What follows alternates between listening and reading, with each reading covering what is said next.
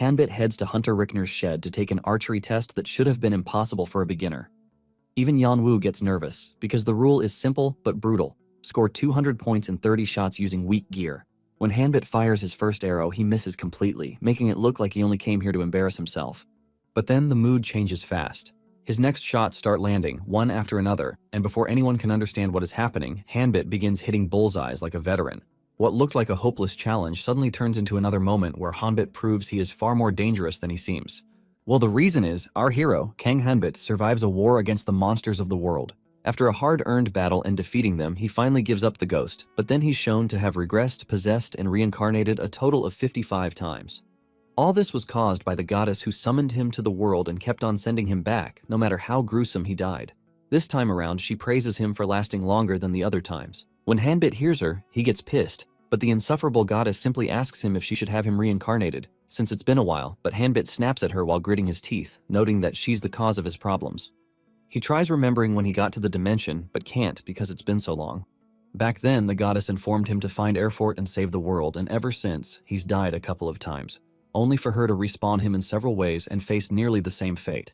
Despite all his efforts, in the end, he couldn't find a clue about what Erfort actually was. Frustrated, Hanbit yells at the goddess, informing her that he can't continue anymore and she should find the Erfort herself. As usual, she tells him it's impossible for her because doing so will result in the world's destruction. In response, he tells her he'd go insane before that, but she doesn't get him, since she has always ensured his body and mind function properly each time he shows up. At this point, Hanbit realizes that there's no point in reasoning with her, but even though he admits that she's right about fixing him, the memories of the agonizing pain he felt each time he died always vividly resurfaced and gnawed at his mind, and the accumulated trauma has pushed him far beyond his breaking point. As usual, she asks him if they shouldn't start preparing for the next cycle and which part he would choose, but he yells at her, insisting he's done. That's when she reveals she was kidding and then praises him for doing his best in the role he was assigned. She then informs him that he has earned the right to return to his original world, and he gets shocked because he had failed all through the cycles to save the world. There, she reveals that the process was more important than the result, so he shouldn't bother himself with it. Without wasting time, she casts a spell on him to send him back to his original world, but Hanbit, who isn't ready, tries to get her to attend to a lot of questions bothering him. But as always, the insufferable goddess doesn't listen, and she tells him that all he has accumulated shall manifest as a tremendous power. Hanbit, who is extremely annoyed at her, yells at her, but then she tells him that she'll expect great things from him in his original world, and with that, he is sent back. 18 months after returning to Korea, Hanbit wakes up one morning and notes how his original life returns slowly. Seeing that his mom had left for work, Hanbit stared at his military uniform, which he got after completing his enrollment in the Korean army. He's pissed because the thing went by due to the number of times he did something similar in the other dimension over and over again. Although it was his 6th duty, Hanbit complains about how adjusting to modern life is so hard, and he blames the goddess. Now that he has finally landed an internship, he wonders how long he'll last, so he notes that he'll return to school to file for a work-related leave of absence. Still, life feels uncertain to him, and as he dawdles in his problems, he receives a text from Yanwu, who asks him to join him for drinking. Hanbit candidly rejects the idea, so his friend makes fun of him, calling him a scaredy cat. Hanbit lets it slide because Yanwu helped him during his military service, which was right after he got thrown back to Korea. He looks at his message again and realizes that Yanwu was actually joking with him, and he wants to give him a discharge gift. Hanbit gets serious, and he asks for details and ends up meeting with him. They meet at a cafe, and Yanwu, who is his senior in military service, although 5 years younger, checks him out. Without wasting time, Hanbit curiously asks about the gift, but Yanwu tells him to slow down. The punk doesn't waste any time and prepares to leave, so Yanwu cuts to the chase by showing him a card, which he claims is from the game called Record Project. He calls it a membership card that he can use to get the gear for him to play it at home. He stretches forth the card, calling it his gift, and tells Hanbit to take it, and it costs about $500 US. However, Hanbit rejects it and informs Yanwu that he just recently found a job, so he'll be too busy to play games. He then reminds Yanwu about his family situation and how he might get a second job. Once Yanwu learns that Hanbit's priority is making money, he makes fun of him for not having any form of romance in his soul. This pisses Hanbit, who grabs Yanwu's hair while asking if romance and gaming can put food on the table. Yanwu then continues by revealing that Hanbit can earn money as huge as 75 grand from playing the Record Project, and immediately, Hanbit hears this. He takes his seat and listens raptly. Yanwu then informs him of Team Zero, the company behind Record Project, and how the will of the company's founder, Michael Welton, says that all the rights to the company will be handed over to the person who first clears the game. Yanwu reveals how popular the game has already gotten and how the value of the in-game currency has skyrocketed. He shows Hanbit the trends and how not just walkthroughs are for sale, but even leading conglomerates have invested to form their strategic teams in the game. Hanbit thinks about it, and knowing who Michael Welton is, he agrees to take the offer. Surprised and happy, Yanwoo asks him if they should head to the event zone right away. Moments later, upon arriving at the venue, Hanbit sees how crowded the place is and he complains, but Yanwoo tells him they don't have it as bad as in Europe and the United States. Yanwoo then grabs him by the collar and drags him out to where they can get the guidebook for newbies. There, he tells Hanbit how the game isn't newbie-friendly, which is why an adventurer wrote a guidebook specifically for beginners, and it's thanks to the guidebook that he hasn't quit. After hearing him out, Hanbit looks through the book's content and is frustrated at what he finds in it. Yanwoo wonders if something is wrong, but just then the goddess whispers to Hanbit, reminding him that she expects great things from him, and Hanbit wonders why the quest to find Erfurt is in the book. Remembering that the goddess meant she was going to watch over him, he wondered what she meant by that, but spotting the Erfurt quest in the book, he realized that she never had any intention of letting him go from the start. Hanbit gets pissed and crumples the book, and Yanwoo, who is concerned, asks him why he's so serious. Hanbit waves him off and asks him if he knows anything about Team Zero.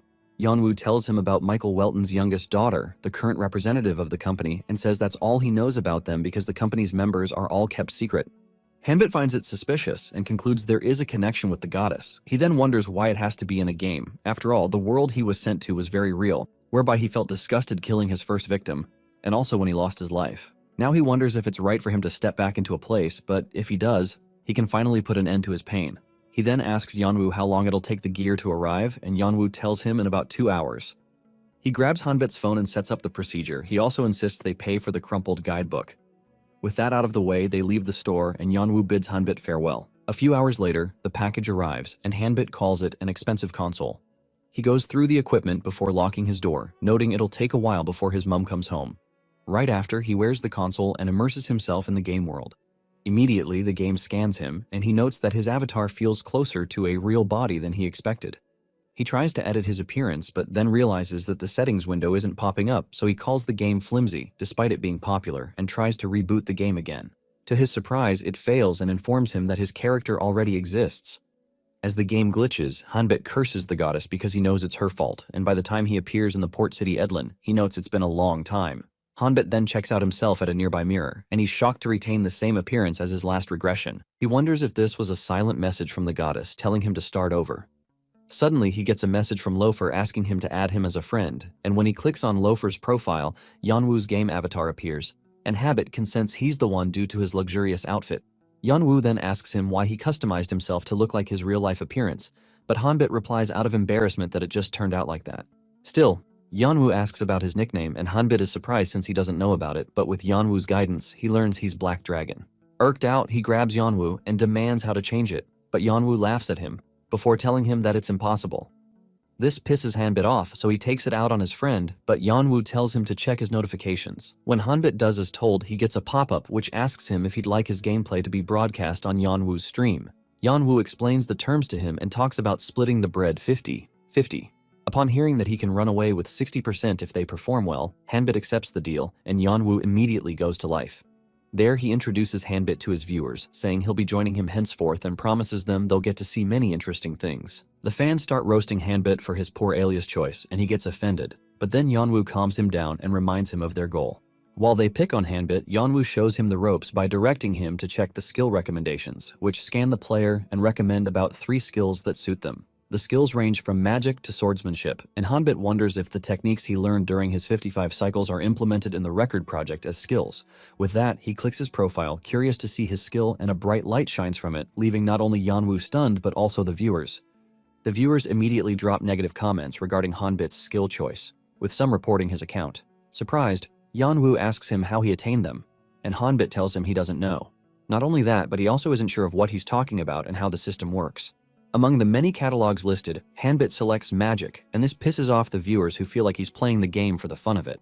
Confused, he asks Yanwoo if magic is trash due to their response, but Yanwoo tells him that the most important thing in that game is proficiency, and compared to other skills, it's incredibly hard to build up proficiency for magic. Despite a star icon appearing once the skill is maxed out, one can't check their progress. The viewers agree with Yanwoo, and some vote their comments, believing Hanbit will cry and rage quit after using the same spell for 2 months. Seeing the comments, Hanbit remembers when something similar happened and how magic was difficult for him to learn back in the other dimension, which was why who he learned it from is very important, so he asks Yanwoo if there's a master he'll get to learn the magic skill from, and Yanwoo is surprised. The comment starts buzzing with hate, But Yanwu calms them down and explains to him that after successful completion of quests, the game rewards players with books that let them learn skills right away. As for the NPCs, they have high-level AI but not high enough to actually teach skills. Upon learning about skill books, Hanbit says things have gotten convenient, unlike during one of his cycles when he had a master who trained him to the bone. Reflectively, Hanbit tells them to head to the general store, and it surprises Yanwu about how he knows about the place. Yanwu then tells him that they can just get fire attribute magic from Yulio, the general merchant. Upon hearing his name, Hanbit calls Yulio an ugly scammer after learning Yanwu wants them to get a magic book from the merchant. Hanbit slanders the poor merchant, whom the fans find brutal with his words. Not only that, Hanbit tells Yanwu that he'd rather save 1,001 than him if both were drowning. Still, Yanwu says they should head to Yulio's shop for the fire attribute magic, but Hanbit doesn't think that way. Instead, he glides through his screen and sees a picture of Asvel, his former magic teacher, so he asks Yanwu if he knows her. Yanwu immediately suspects Hanbit wants her because of her good looks, but Hanbit insists that she's top-notch. As patient as ever, Yanwu explains how Asvel is just a quest NPC who commits fraud and theft and eventually gets locked up, never to be seen again. He explains that because of her pretty character design, the company received tons of requests to add a route for her, but things didn't end up like they wanted. Hanbit, as adamant as ever, cuts him off and says he should prove him wrong, so he insists they go to Asvel. The viewers get pissed at him for being so stubborn, and when he notices it, he decides to follow their route by going to Yulio like they want. After watching him switch up, they decide to make a bet to have him dance if he's wrong about Yulio, and he silently agrees. As he bids Yanwu to follow him, Yanwu gets confused due to the path he's taking, but Hanbit calls it a shortcut. Shocked that Hanbit knows the route, he asks him if it's his first time, but Hanbit calls it a gut feeling. A few moments later, they arrive at Yulio's shop, and upon seeing him, Hanbit is infuriated, as he recalls how Yulio got him locked up in one of his past cycles. Curious, he asks Yanwu the level of NPC interaction, and Yanwu tells him that the NPCs are so free that, based on the player's interactions with them, it can affect their game progression. From the viewers, Hanbit also learns of how players got their quests completely blocked and had to delete their characters. Pissed, Hanbit barges into the store and walks straight to Yulio. Then he grabs him by the collar before asking him if he's pulling the same stunt. Then he calls him an irredeemable piece of trash. Yanwu and the rest of the chats are shocked when they see Hanbit, and they notify Yanwu that someone else is coming up. Yulio wonders why Hanbit would accuse him. After all, he came to buy a spell book, so he begs Hanbit to let him go. Hanbit does as told, and Yulio tells him that the last spell book got sold, but he can introduce him to another shop if he does him a favor. He explains that a thief broke into his shop while he was dozing off, and he suspects it was his rival merchant, Asvel. He asks Hanbit if he'll help him catch the thief, and immediately, the quest pops up. He'll get rewarded if he does the quest, and the chat believes Hanbit has lost since a scammer can't pull out a reward. Hanbit, on the other hand, notes that Asvel is his true magic mentor and benefactor, and just by training under her in his first playthrough, got framed and sent to prison, and it was all carried out by Yulio, who bribed the soldiers and fabricated evidence against him. Curious, Hanbit asks him not just for the spellbook as a reward, but what will happen to the thief. There, Yanwu reveals that the thief doesn't appear again after going to prison. Realizing that Asvel will be held accountable for Yulio's crimes, Hanbit walks off, not minding what Yulio was saying, and he goes straight to the man's shelves. There, he pours some items without listening to Yanwu, and after searching through them, he brings out a purse and dangles it in front of Yulio, asking if this was what he claimed he was robbed of. Immediately, the system gives him 500 gold for apprehending the scammer. This surprises the viewers as they learn Yulio is a fraud, and hearing him admit to it solidifies their view. Yulio then insists that Hanbit leave his shop, but Hanbit stomps his face with his boot, sending him crashing. The viewers who bet on Hanbit losing start complaining, while the neutral ones flaunt their "I told you so" comments. Suddenly, a guard sees them and charges into the store demanding what's going on, and Hanbit concludes he's done for. Moments later, Yulio gets arrested and locked up.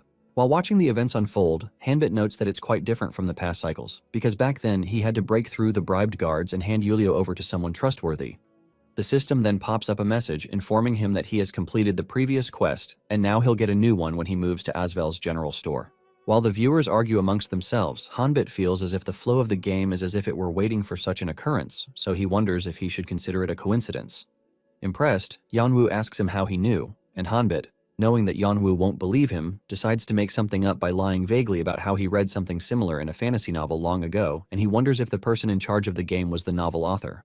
Yanwu buys it and calls Hanbit a geek, and Hanbit is glad that he talked about fantasy novels throughout his military service. Suddenly someone donated 10,001, and Yanwu sucks up to them, thanking them and glaring at Hanbit.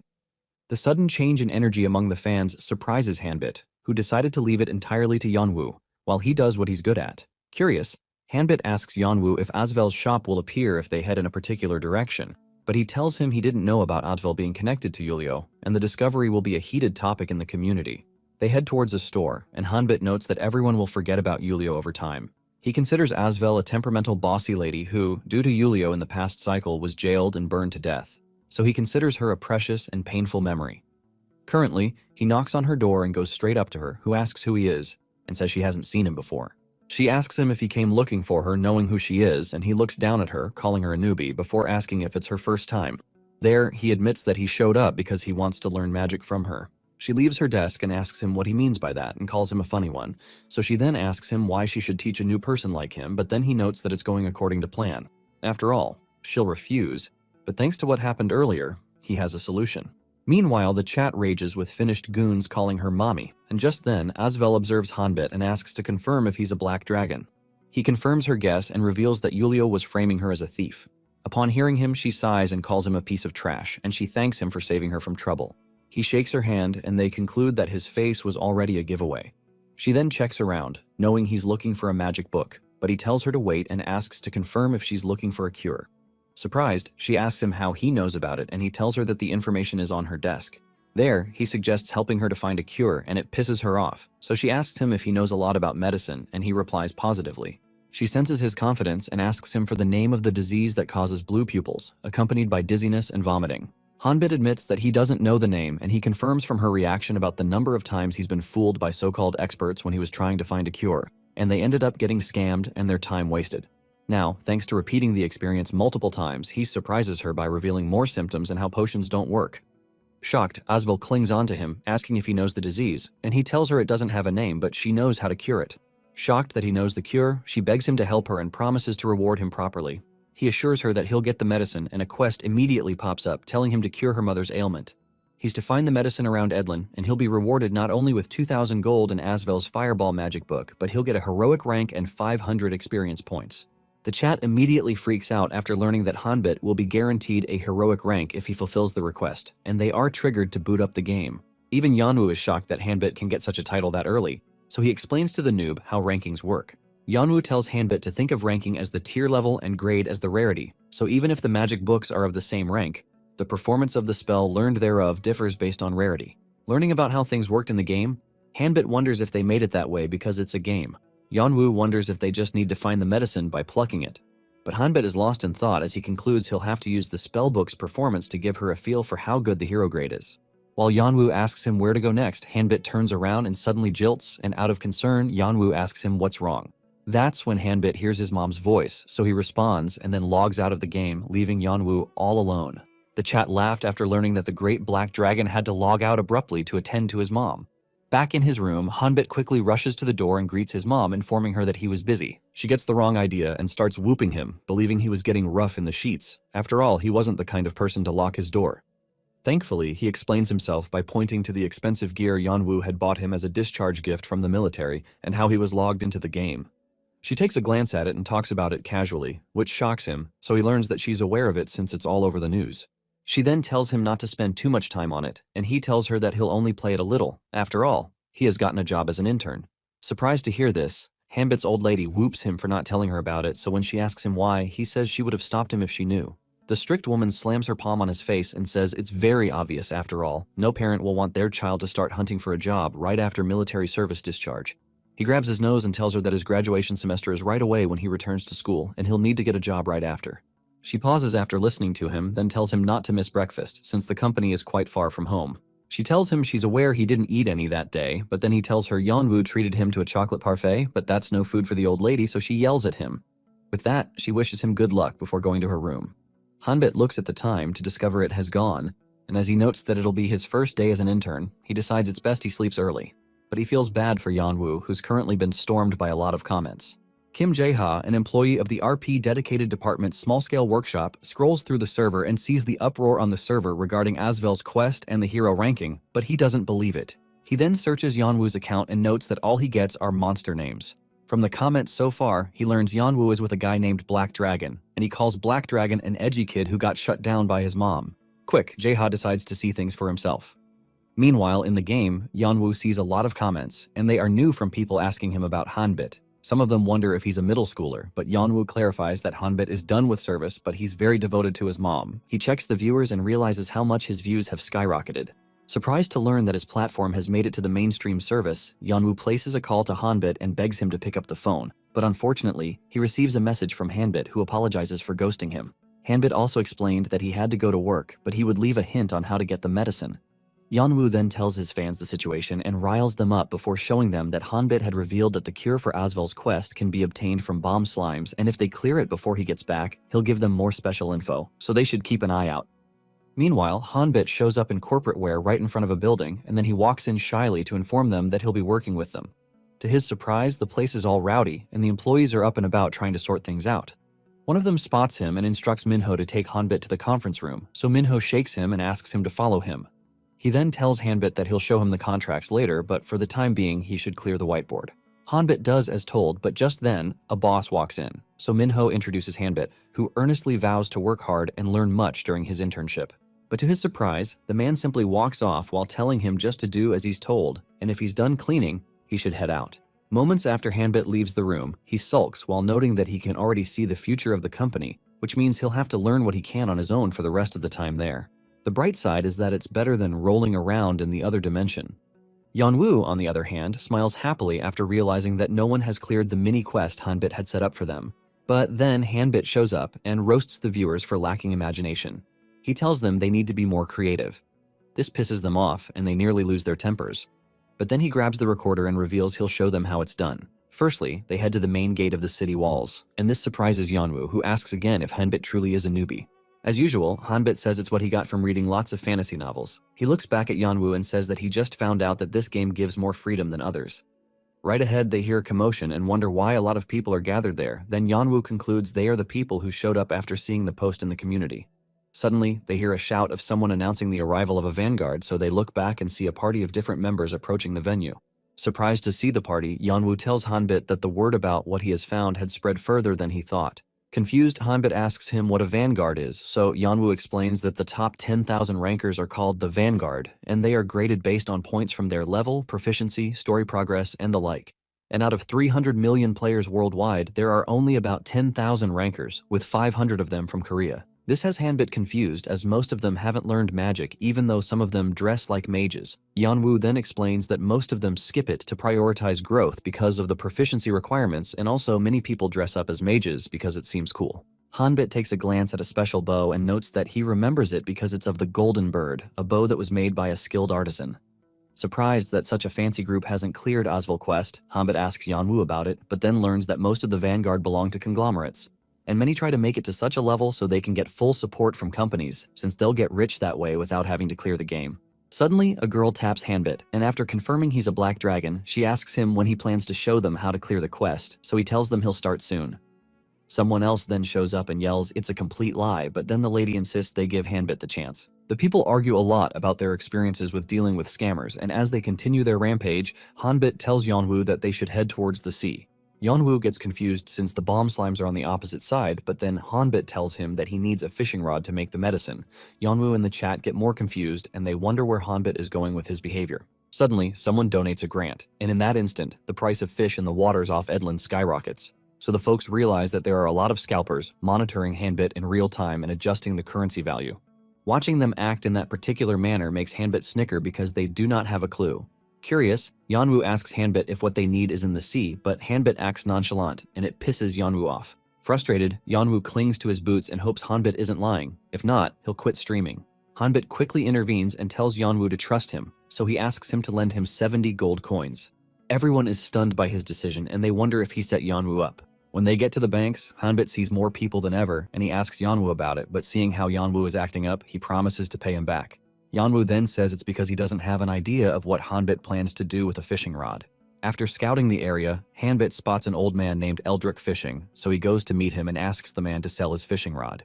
The geezer asks if he wants a hot rod, but then Hanbit curses the chase by saying he knows the man can hear him, so he offers to pay him 50 grand worth of gold coins for it.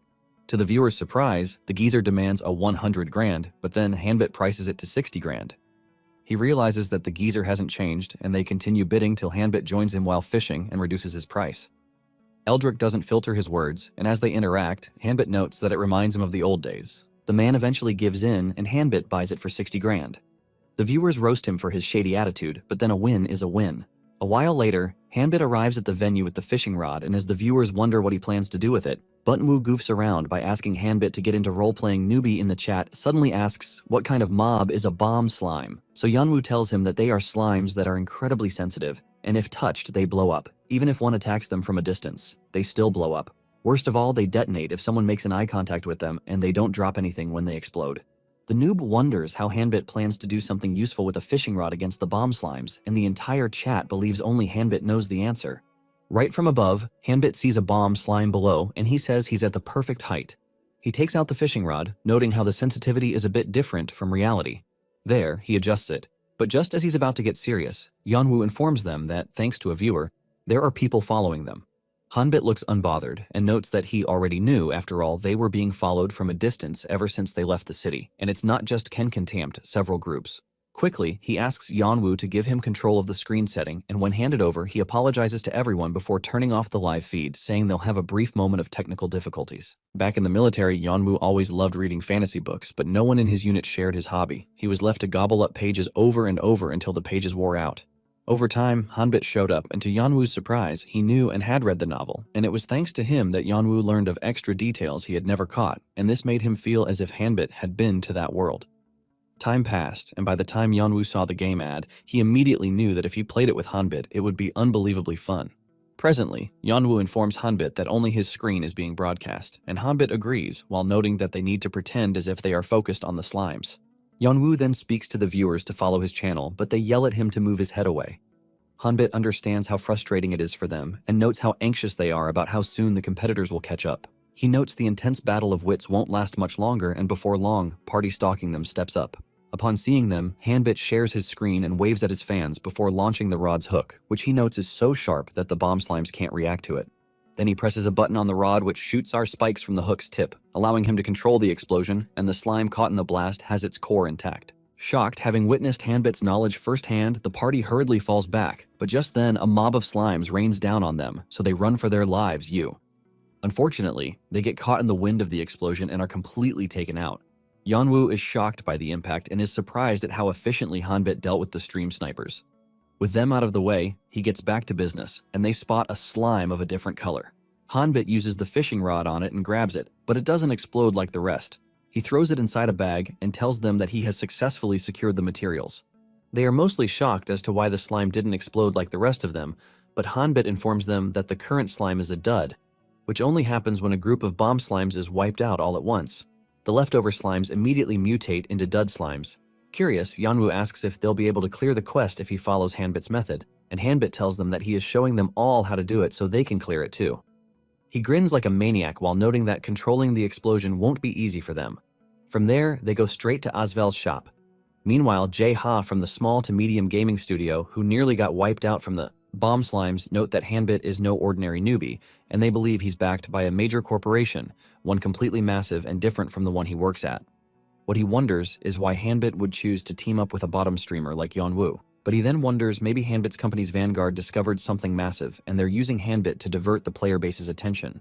With that bothering him, Jae-ha notes that he needs to clear Asvel's quest, and doing so alone will be enough to meet his monthly quota, but unfortunately, Jae-ha wouldn't succeed that day.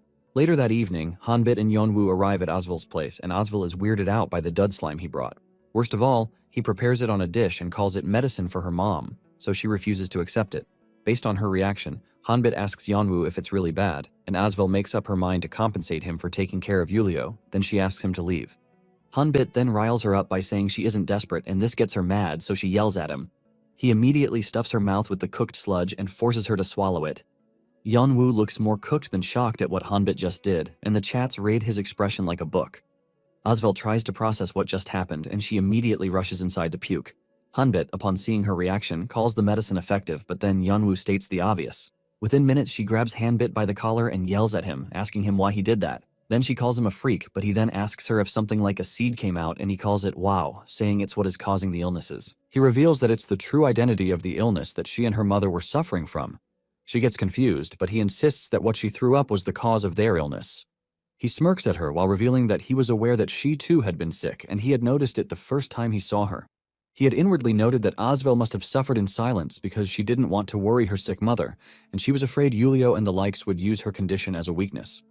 She asks him how he knew, and he tells her that what she ingested is a parasitic seed that grows in the far south, which attaches itself to one's stomach and grows. He concludes that she got into such a situation from eating ingredients brought from the south, and bomb slime mucus is the only way to detach it, which was why they want a dud slime since they do not explode, unlike the general counterpart. Since the explosive trait is removed, once induced, it causes the host to throw up, hence removing the parasite seed that caused the illness. Hanbit then reveals that it isn't a disease she suffered from, so he hands her the plate and tells her to hurry to see her mother. He looks at her compassionately, noting that even though they are in a game world, she hasn't changed inwardly, and calls her a foolish girl who always worries more about others' pain than her own. She could be rough with words, but she always took his side, so now he wants her to be happy. Fast forward to her offering her mom, causing her to throw up huge seeds. Asvel gets mad at the people who scammed her all this time, and she smiles while vowing not to let them get away with it. The chat is surprised to see it, and even Hanbit says it's been a while since he saw her smile. She thanks him while wiping her tears, and everyone watching the stream vouches for her as their top girl, but Hanbit reminds them that they didn't do anything. She says it's thanks to him that she and her mom are alive, so she brings out the spell book and hands it over to him. He thanks her, but she says he's saying her line. Yeonwoo starts wishing to touch it, but Hanbit reminds him it's his, then he suggests they leave for their main quest. To their surprise, Asvel calls them back, saying there's more to give them. She hands them a huge reward, and the system informs Hanbit that the first clear reward is being issued. When Hanbit gets handed the 2,000 gold coins, the system doubles it, and his stats point increases from 3 to 5. He gets an extra experience point bonus, levels up, and Asvel's book upgrades from heroic status to a unique class. While Hanbit wishes for Asvel's happiness, he suddenly gets rewarded with a first clear notification. Upon seeing that, the entire chat is flooded with messages. Yeonwoo is as surprised as Hanbit, who didn't expect the book to change its grade. He then asks Hanbit to say something to the viewers, and when he looks at the screen, they see how fast the chat is moving that it becomes totally unreadable. As Yeonwoo worries about how to handle the situation, Asvel hands Hanbit a paper page, and he gets a pop-up that not only calls him her savior, but also grants him a point multiplier from her. She tells him it's an introduction to the blacksmith shop, where he can check out items if he needs anything. She believes they don't have normal weapons, and their gears got wrecked while trying to catch the slime. She then thanks him once more and asks him to come and see her anytime if he needs help. The finished people in the chats behave as if she's speaking to them, so some of them boot up the game to see if they'll get a chance to cop her. With that, the duo leaves her store, and they wonder what to do next. Yeonwoo shows Hanbit the map and explains that there's no fixed route in the game, so they can go wherever they want. Normally, everyone who logs into the game starts at Edlin, but then they are free to explore anywhere, and this may be disadvantageous, because doing so without knowing where one is going could get one stuck in a high-level area. Still curious, Yeonwoo asks Hanbit why he's wearing his normal face in the game rather than customizing it, and this makes Hanbit wonder if he can tell him it's because of the goddess. Yeonwoo brags about his character design, saying he spent 5 hours customizing it, and this has the chat worried about him. Yeonwoo also warns Hanbit not to fall for female characters because male people might choose to have them as their characters. Currently, Hanbit thinks of where to go next, but suddenly he is notified that a certain viewer has donated 50,000 won while insisting he wants to see an angrier Asvel. Yeonwoo immediately snaps into action and thanks the donor, but it doesn't stop there. One donates 10 grand and another donates 30 grand. The donation keeps pouring in, and Yeonwoo does his best as a good host by thanking them. He then shows Hanbit the viewer count, who is surprised to see that they have over 8,000 people watching them. Hanbit shyly thanks them for their donation while the chat asks Yeonwoo to show them his 100 grand reaction. While Hanbit calculates the total donation, noting how his share is about 250 grand, he sees Yeonwoo shamelessly doing the famous 0-2 dance, scarring the viewers. Hanbit recounts only clearing Asvel's quest, and he has already earned that much, so he wonders how much he'll make if things progress smoothly, and this makes him realize that he can get to repay his mom.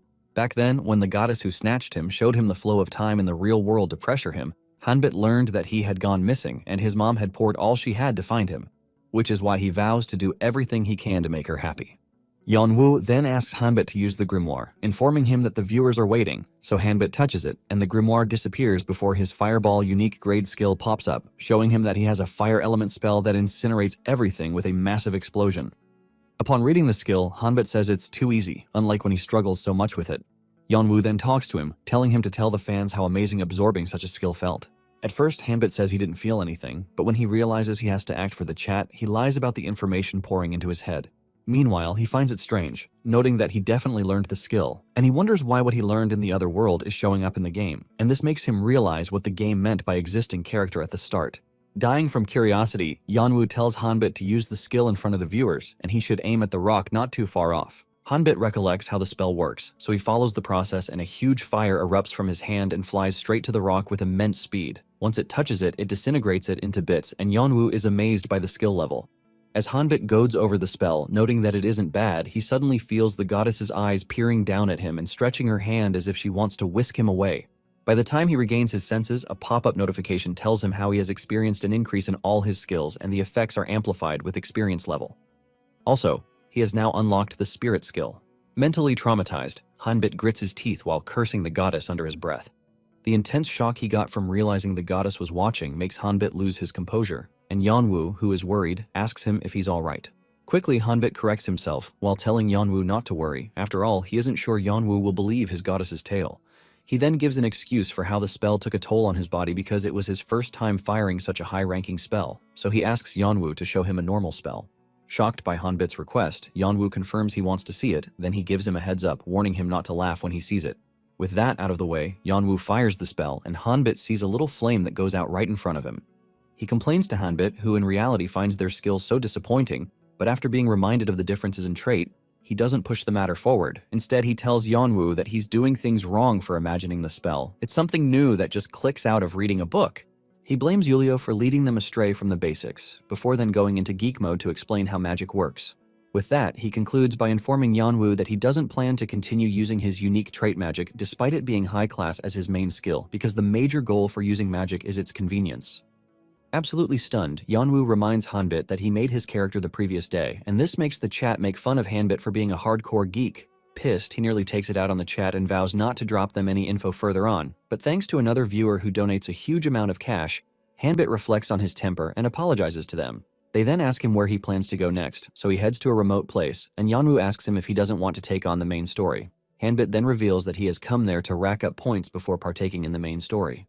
So he opens the door, and when they enter the shed, Yanwu mutters how creeped out he is, but Hanbit goes straight to talk to the shed owner, an archery NPC named Hunter Rickner.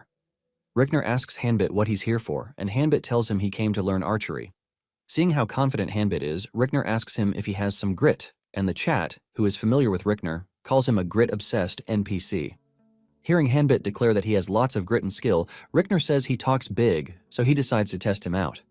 Right after saying that, a quest pops up demanding that Hanbit pass Rickner's test for some rewards. Shortly afterwards, Hanbit is taken outside to an archery spot and drops the rules to Hanbit, saying Hanbit must score 200 points out of 30 shots, with the bullseye being 10 points. Worried, Yanwu advises Hanbit to first put some of his stats into agility, but Hanbit refuses and tells him he's got it. He fires the first shot and completely misses the target board, and this makes Yanwu remind him once more. Still, Hanbit reassures him that he has gotten the hang of it. The next target he fires hits the 7-point mark, and it surprises Yanwu, but what comes right after is a total shock. All of the remaining shots strike the bullseye, hence adding up to a total of 287 points, and this shows Hanbit achieving something impossible with just a level 2 gear. Meanwhile, in town, a lady flipping gold coins whines about being bored and wants something better to do aside from snuggling coins from geezers. Suddenly, she spots Hanbit and Yanwu walking through the gate, and she wonders what kind of fools came looking for her. A few moments ago, right after securing the archery skill and some gold coin rewards, Yanwu looked happier than Hanbit, who got the skill, so Hanbit asked him why, and this made Yanwu praise him and ask him if he did archery in school. Yanwu gets so excited and extremely money-driven that he reveals setting up a betting pool just in case, and they hit the ultimate underdog jackpot because no one thought Hanbit would be good at archery. He snickers, noting how cool it would be to pull off such stunts once in a while, and the chat literally reminds him that they are still there. Curious, Yanwu asks where they are headed, and Hanbit says to learn swordsmanship skills, but he wants to secure the swiftness skill. This surprised Yanwu and some chat members, who wondered how the skill was related to swordsmanship, and he joined some of them to call it trash.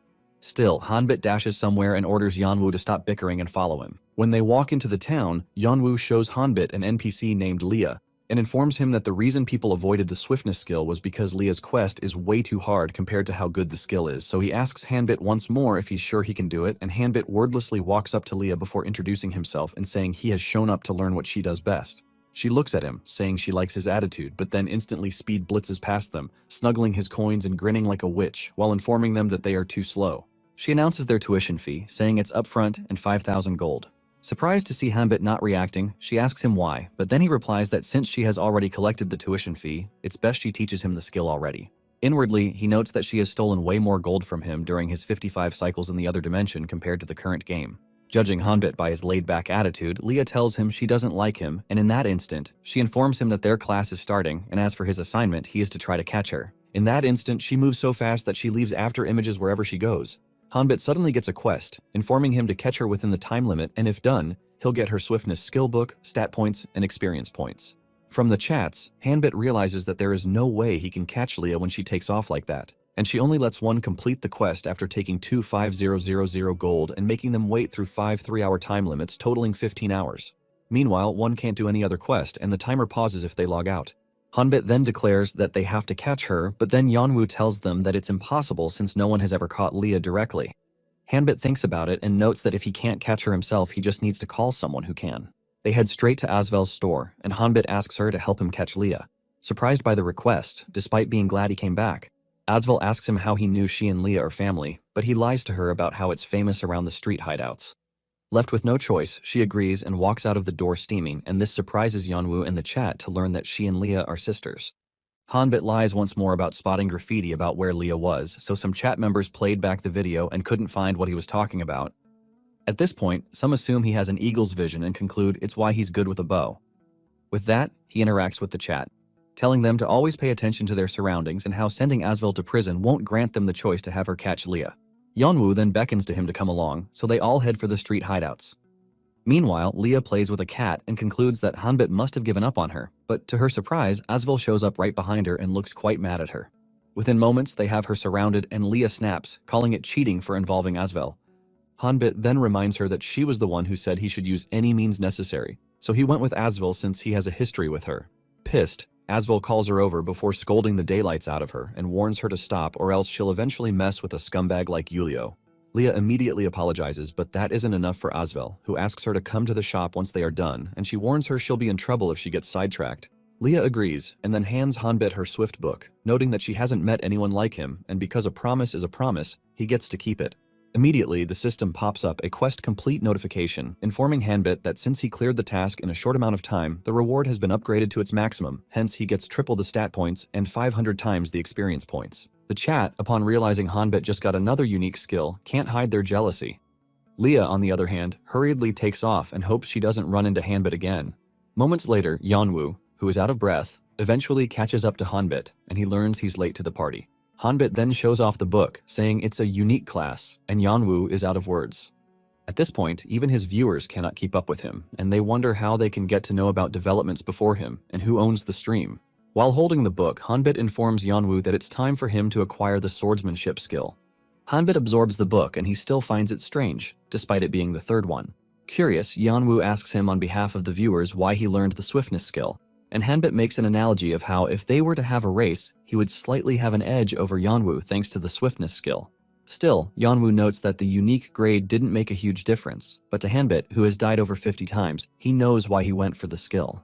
Yeonwoo then happily takes out his sword and announces that he's Hanbit's senior in the field. After all, he's ranked number 2 in swordsmanship, and it's an advanced grade.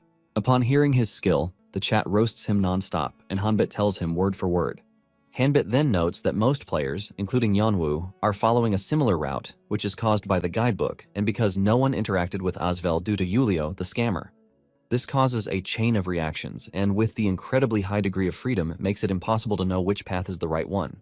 Hanbit notes that with him being the first to clear Asvel and Leah's quests, the things he has experienced are hints leading to the right path. There he stands his ground and vows to clear RP his own way, and despite not knowing what the goddess is thinking, he refuses to play the puppet anymore.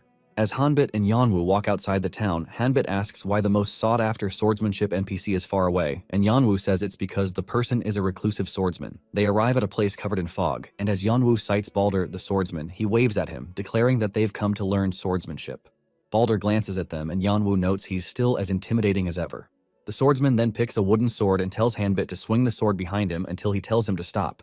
The swordsman, who isn't ready for long talks, tells Hanbit to begin, and some moments later, Hanbit drops his gear and holds the wooden sword, and as Yeonwoo watches him, he notes that the swordsmanship quest is divided into swinging and sparring. Curious, Yanwu asks how long it took the chat members to clear the swordsmanship quest, and based on their responses, it ranges between an hour and a half to less than 3 hours.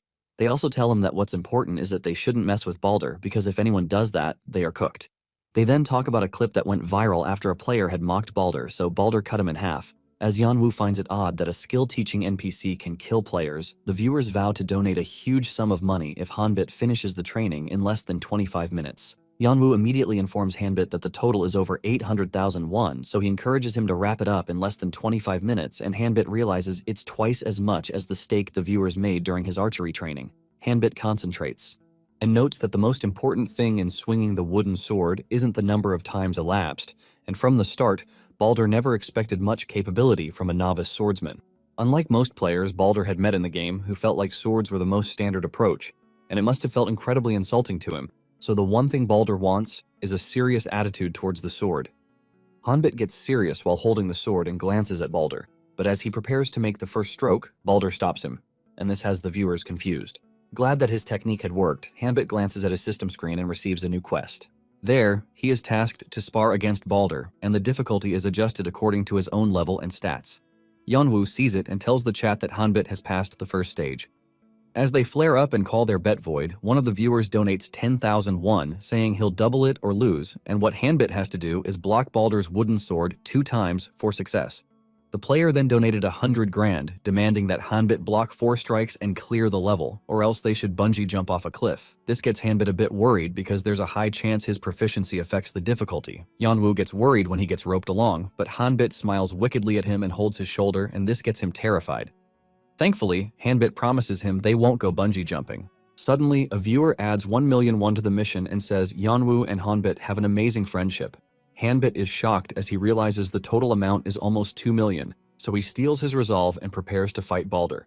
He takes his stance, but Balder quietly gauges him before leaping at him while charging with a reversed slash, but Hanbit parries it and he's sent flying. Yanwu and the entire chat are shocked seeing how aggressive Balder is, and they are shocked that Hanbit blocked it. Balder then exhales and launches a quick draw, but Hanbit blocks it, and he shivers from the shock. He notes that his movement feels sluggish because they are inside a game, and it might be because of the gear's sync rate. But thanks to his swiftness skill, he can react in time to offset the attack. Balder then pauses and says Hanbit has a lot on his mind, and he wonders if Hanbit is relaxed or if he's acting that way because of the unexpected situation. To everyone's surprise, Hanbit talks cocky, and this pisses off the chat, and Balder, who had judged him properly, says he had misjudged him. He then makes up his mind to end things quickly, so he charges at Hanbit with a thrust attack, but Hanbit says they'll know that once they see it through to the end. Suddenly, Balder follows up with a heavy sword slash that shocks everyone, so they wonder why Balder is going all out for just a quest. Thankfully, Hanbit dodges it by a hair's breadth, thanks to his swiftness. The chat is very impressed with Hanbit's reaction, and he, the aforementioned, notes that Balder is getting impatient after all he can hold up when he should have fallen. Balder, who goes for the thrust attack, slams into Hanbit but then realizes that Hanbit has stopped it with his stick. He tells Balder that his movement has gotten wider, so Balder falls back and then charges up the stick. Seeing this, Hanbit senses an incoming dangerous attack, and in that instant, they dash at each other, but when their wooden swords clash, Hanbit's sword breaks and he is sent flying backwards. As he falls, he tells the viewers that he successfully blocked Balder's hits 4 consecutive times. He calls it a successful mission and laughs, noting that it was exhausting. But then the people who stake their money on the line hope the match isn't over. But then they receive a notification informing them that the duel has ended due to the destruction of the wooden sword. Those who staked their money on Hanbit losing complain, while the others comment on how crazy the match was. When Hanbit gets up, he asks Yanwu about the mission money, and Yanwu promises to split it evenly once the stream ends. Curious, Yanwu asks Hanbit what he used to do before joining the army, and Hanbit internally notes that he went through 55 cycles of progression, possession, and reincarnation. Hanbit speaks vaguely, but Yanwu tells him the chat is guessing the list of jobs he must have done, and each of them had something while wielding a blade. One curious viewer asks Yanwu how he plans to split the money, and Yanwu reveals he wants to give everything to Hanbit. Surprised, Hanbit reminds them that they had agreed to do it 50-50, but Yanwu tells him it's fine. After all, the missions were done purely through his physical abilities. Hanbit is glad at Yanwu's kindness, and he thanks his stars. He won't go bungee jumping anymore. That's when he learns from the chat that it wasn't a real challenge. The same money donor drops 100 grand and tells Hanbit to keep using the sword from that moment so they can watch and learn, and they agree to do just that. Right after, Hanbit looks at Balder, who rests on a nearby tree, and notes that even though Balder appears calm, he seems to be suppressing his rage, and Hanbit concludes that Balder is blaming himself for having his movement read by a novice like him. Still, Hanbit approaches him and asks him if the duel is over, and Balder agrees, before telling him to wait there while he gets him something. From their small talk, Hanbit senses that Balder is clenching his teeth to keep his anger from showing, and the person who will come after him will be in big trouble.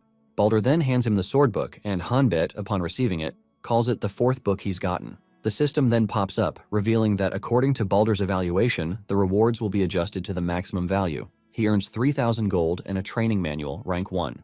He gets another unique book, and they are surprised he's getting them on a streak. Someone even donates 10,001, and while everyone asks him for tutoring, Hanbit whispers to Yeonwoo to handle them, so he walks off.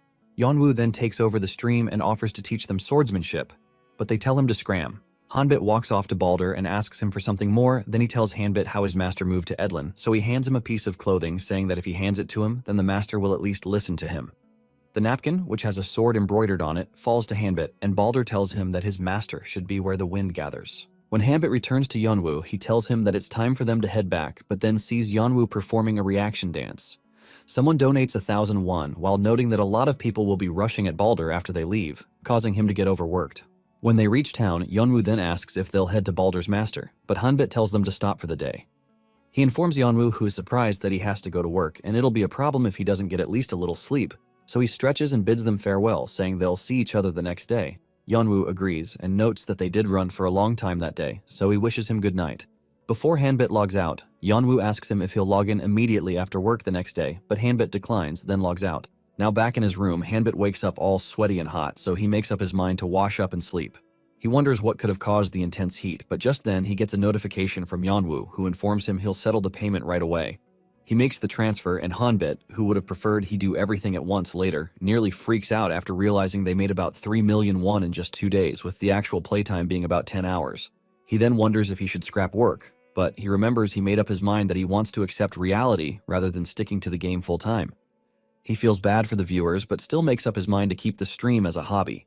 At first, he's concerned about Yeonwoo, who's looking after him, but then he changes his mind, believing that donations don't always explode like that. Also, his mom will be more relieved if he has a proper job. Before going to bed, he notes it would be nice to show his filial piety once in a while. The next morning, his mom yanks him off the bed, and he wonders why she did that very early, but then she corrects his notion that it isn't early. Annoyed, she points to her phone, demanding what the huge amount of money he sent her. Without giving him time to explain himself, she wonders what he must have been doing all night and hopes he isn't doing bad things. Worst of all, she strikes him on the head before giving him time to explain himself properly. At first, the old lady concludes the fastest way to earn such an amount is gambling, but then he argues against that and reminds her about Yeonwoo and the game he bought him, saying they raked in such an amount from streaming in the game. With that, he clarifies the air, reminding her that she knows he'd never do anything illegal. And after hearing him out, she sighs and tells him they should talk when she gets back from work. She then reminds him to hurry up and prepare for work, but thinking she doesn't believe him, Hanbit calls her back, saying he's serious, and his old lady tells him she believes him, but she's worried it might make things harder for him, just like work. As she leaves, he internally assures her that he'll ensure she doesn't carry the debt burden alone anymore, and he'll work hard to ensure she can live comfortably. At work, Hanbit notes that despite experiencing that hellhole of a dimension, he had thought the burden of real life wouldn't hold a candle to that, but unfortunately, his team leader rides him like a rodeo. The man scolds him by treating him like a flea bag, and Hanbit recalls how, as soon as he got into the office, Minho hands him a pile of complicated documents which he had nearly sorted, making it easy enough to figure out, and he had just started working on it when the team leader unexpectedly called him over. The mean boss labels Hanbit a trial version and nagged him about stuff that didn't have anything to do with his job. He then tosses his card at Hanbit, ordering him to fetch him some coffee. To clarify the air, Hanbit asks which coffee he should get him, but the sour man clicks his teeth before glaring daggers and informing Hanbit that they only drink Americanos there. He asks if Minho didn't teach him anything, so Hanbit quickly covers for Minho, noting that the team leader fully intends to chew Minho out once he shows any weakness. As Hanbit works to deliver his errand, he notes that his steps feel so heavy. By the time he returns to his desk with the coffee, he sees the team leader yelling at Minho, and Minho takes the man's nonsense with lifeless eyes, treating it like an everyday occurrence. And once Minho slowly speaks up about how he can handle the new task given to him due to his current workload, the team leader says he's gotten bold for daring to pick and choose his assignments. Immediately, the mean boss throws the documents at him and tells him that if he sends him to do something, he should do it. Upon seeing his reaction, Hanbit drops the coffee on the boss's table before joining Minho to pick up the documents.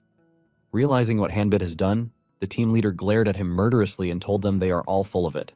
After organizing the document, they go back to their seats and Hanbit sees how complicated Minho's expression was and how he's staring blankly into his monitor with even more empty eyes than usual. Minho then apologizes to Hanbit for letting him witness such a pathetic sight, but Hanbit plays it off, saying their team leader is in a really foul mood. Still, Minho apologizes, saying that wasn't the only reason, and it's because the new project the team leader tossed his way is heavily focused on development, and it requires a ton of time investment in several areas. Because of the new work, he tells Hanbit beforehand that he doesn't think he can look out for him properly, and that's why he feels sorry. Hanbai T, who had looked into a bit of the documents, confirms the new project is related to RP, and after seeing how lifeless Minho looks, he informs Minho that he can assist him with the project. Later that day, after work, Hanbit meets with Yanwu, and he notices the eye bags under Yanwu's eyes, so he asks him, wondering why Yanwu looks so wrecked, and suspects he didn't sleep. Yanwu then refutes him by stating that he slept for 3 hours, so he urges them to go inside the cafe before they chat. At the coffee shop, Hanbit groans and sighs while complaining about the stressful life of being a working adult, and he tells Yanwu that he can easily fill up a whole stream's runtime just cursing out his team leader.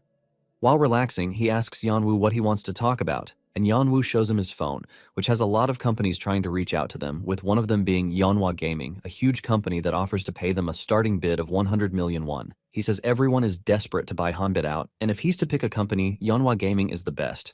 Suddenly, Yanwu looks at Hanbit's face and sees him furrowing at him, so he tells him to loosen up. But then Hanbit tells Yanwu to stop hiding what's on his mind and tell him straight. After all, it's super obvious whenever Yanwu is lying.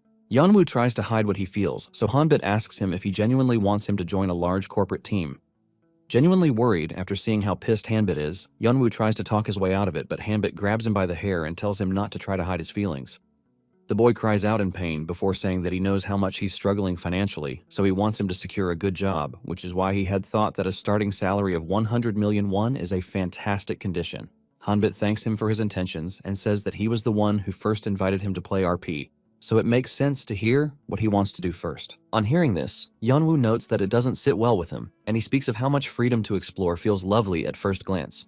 But when he got his hands on it, it was difficult and progress was painfully slow. Also, he enjoys watching more than playing, which is why, to him, someone like Hanbit is the brightest star. All the fresh and captivating moments that will arise when we play together, he wants to be with him, watching it all happen, and he wants to share the exact moment with other people. For that reason, he wants to launch an MCN entirely centered around him. He plans to establish a guild that spans both reality and the game, and Hanbit sees that he's talking about what he said back in the army, and Yanwu is surprised that Hanbit still remembers.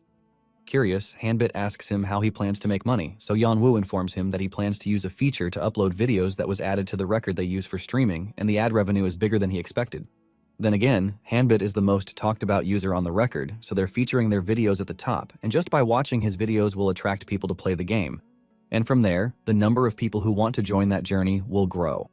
So Yanwu asks him for his opinion about growing the channel more seriously, and Hanbit wonders about his switch-up. Yanwu then tells Hanbit that he isn't an employee, but they should partner up as co-CEOs. Hanbit tells him to forget about the co-CEO, and Yanwu should tell him whatever it is, and he'll help. Hanbit notes that the reason he's playing the game is because of Yanwu, and it's also his last chance to reach Erfurt. He wonders what will happen if he clears the game and finds Erfurt. Still on the matter, he wonders what exactly was the reason he had to die over and over again. As they dig into their meal, Yanwu shows Hanbit that he's got a lot of texts, so he calls it the celebrity lifestyle. Suddenly, he sees a different message and he gets agitated, so he quickly places a call, and when the person doesn't pick up, Yanwu nearly loses his marbles. Hanbit asks him why he's acting that way, and he reminds him of the pioneer group they had seen the other day in the game, and how they are from a German corporation called Rasten. Currently, Yanwu has been informed that the Asvel quest rewards drop in grade on a first-come, first-served basis, so Rasten has declared they are monopolizing the quest. Not only that, but the slimes aren't visible in the bomb slime fields either. Now, the rumors are spreading that Hanbit had planned the case with Rasten beforehand, but Hanbit, who hears the news, is shocked, and he wonders what is going on. Meanwhile, in the game, a group of team players curses Rasten and Hanbit, calling them scammers and saying they can't be trusted.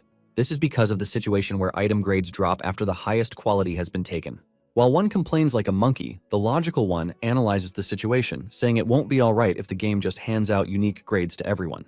While she complains to her teammate about how the slimes have gotten invisible thanks to Rasten's tricks, she wants Hanbit to explain what's going on in the stream, because he must have seen the announcement.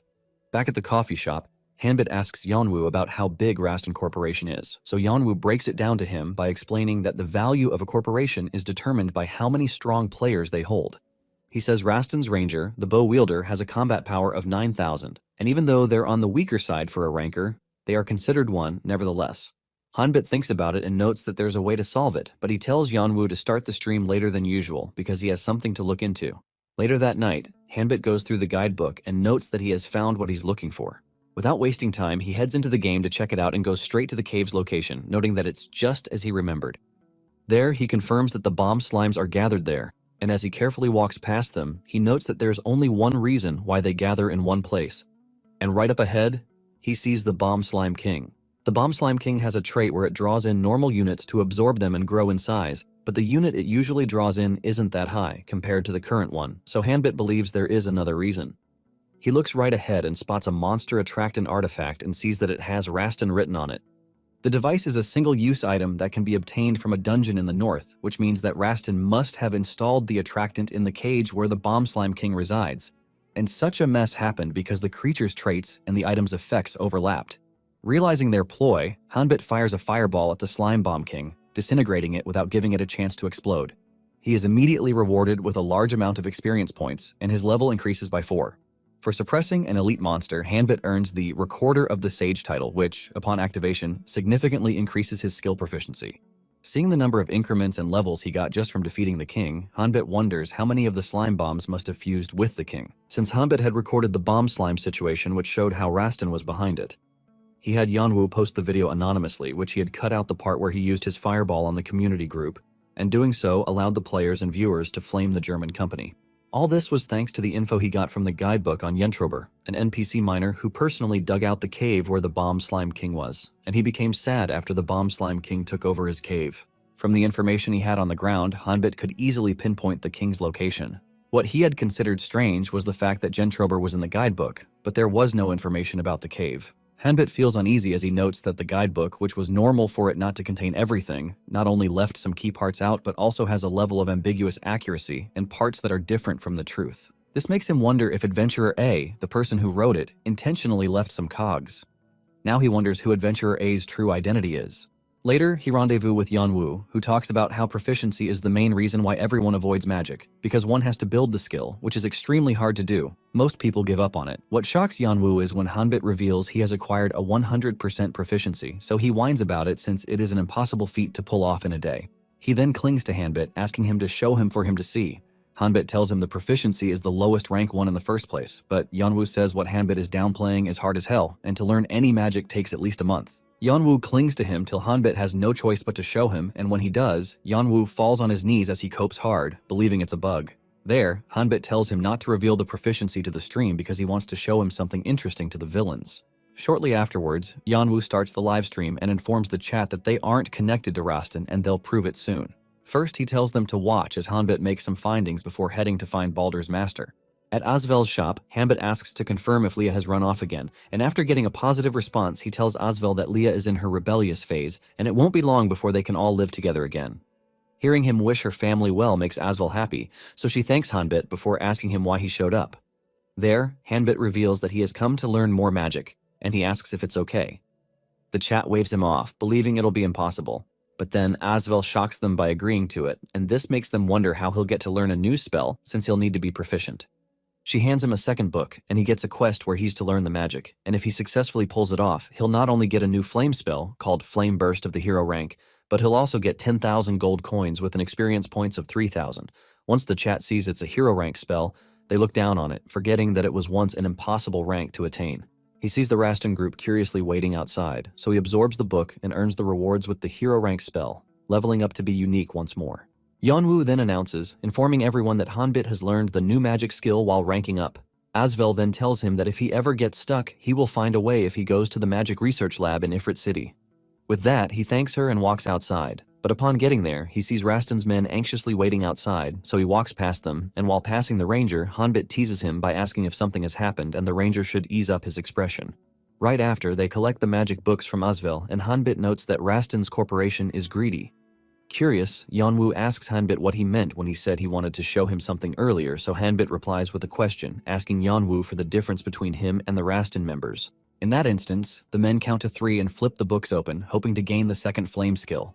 But in that instant, their books catch fire. They struggle to put it out and they fail at it, and this pisses off Asvel, who watches them burn her precious books and fill the house with smoke, so she chases them out. Just then, Yanwu realizes why. But the viewers who haven't been briefed ask him why. Suddenly, one of Rastin's men informs the others that the quest has changed, and when they see it, the book rank lowers. And after the ranger confirms that no one in his team learned the spell, he walks straight to Hanbit, saying they should have a little chat.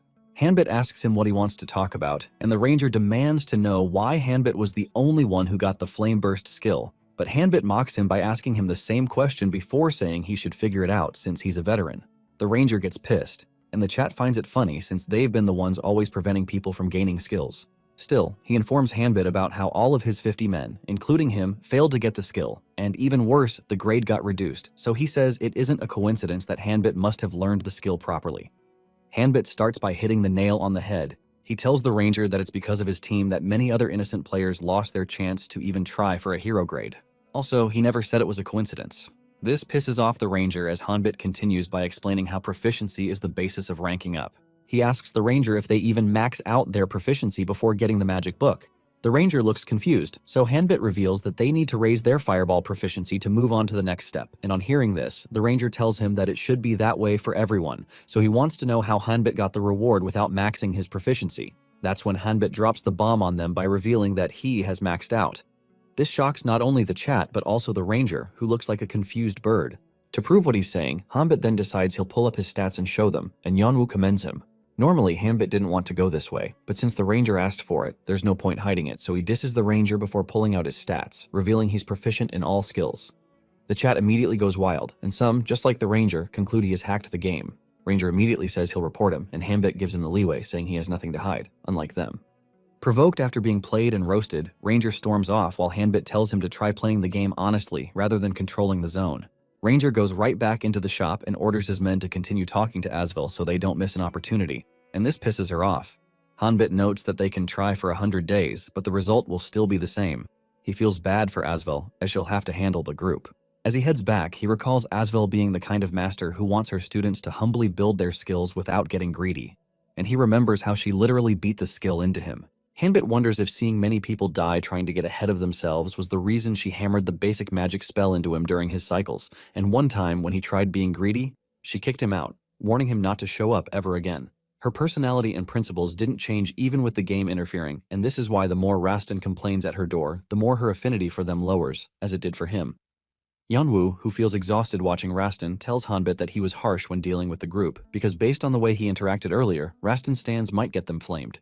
Without a care in the world, Hanbit tells Yanwu to handle them, and he gets confused, saying he wasn't the one antagonizing them, but then he fails to realize that he's the owner of the account, so Yanwu reminds him and makes fun of him. The viewers donate to the stream and thank Hanbit for giving them the chance to not only farm for slime bombs, but to work hard on their proficiency. As Hanbit walks back, he tells Yanwu that they'll stop by the village shop, and Yanwu wonders when they'll look for Baldur's master, but Hanbit tells him that there's something he wants to prepare before that. Shortly afterwards, when they get to town, Hanbit sees how crowded the place is and he wonders why, so Yanwu, who spots the center of attraction, informs Hanbit about her, Rafina, a ranker and one of the few elementalists.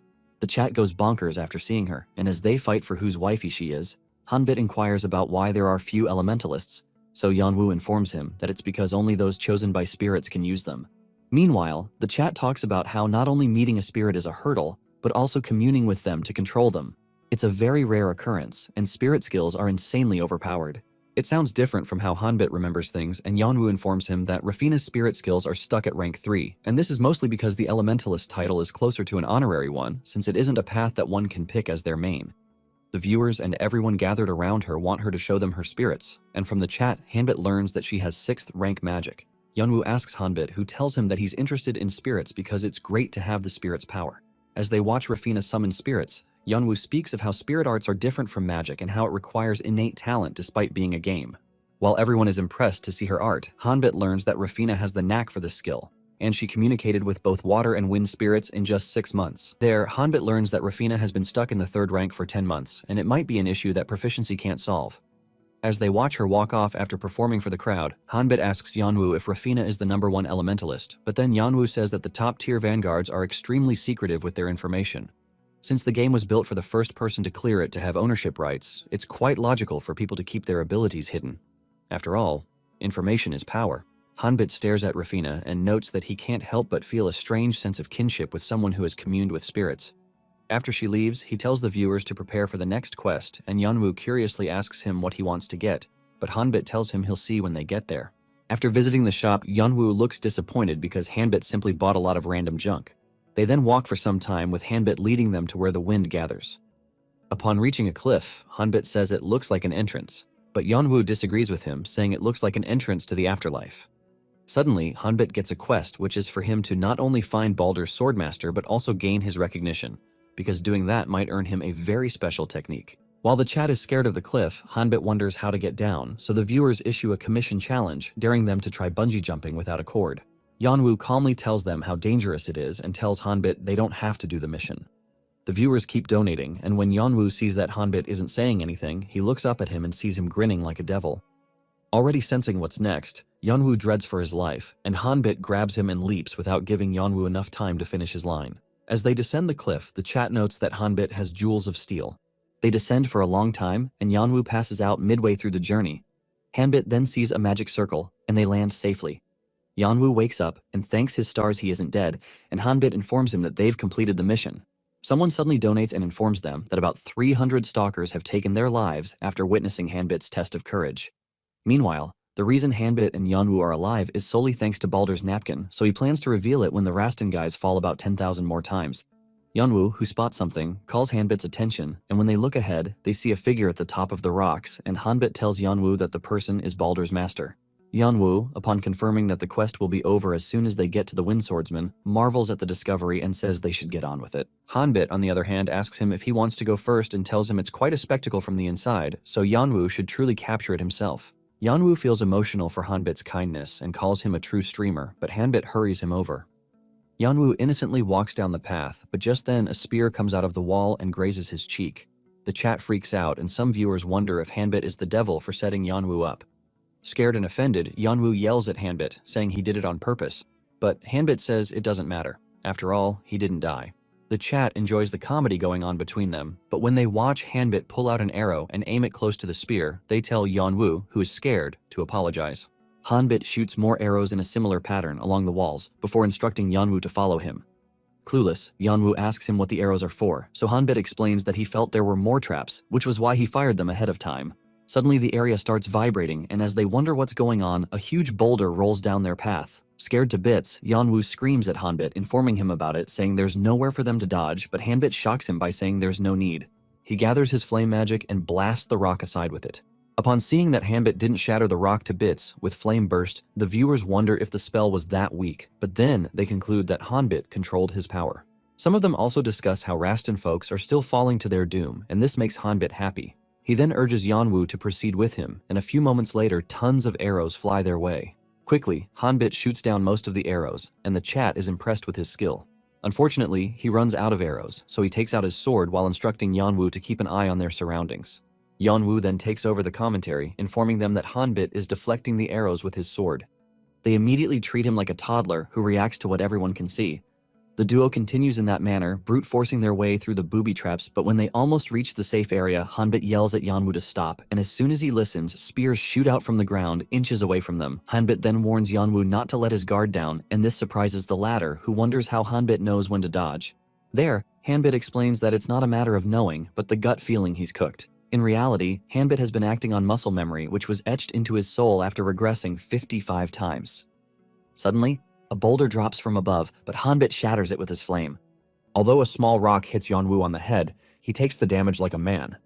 Once Hanbit informs them that their journey is a little further, Yeonwoo gets impatient, and he asks how much further. But then, after a few steps, Hanbit tells him they are there. Yeonwoo refuses to believe him, since that has been the coping mechanism Hanbit has used throughout to get him going. But when Hanbit tells him to look up, he sees the Windsword's master right ahead. Excited, he asks Hanbit if they can get the skill, but then Baldur's master tells them to go back.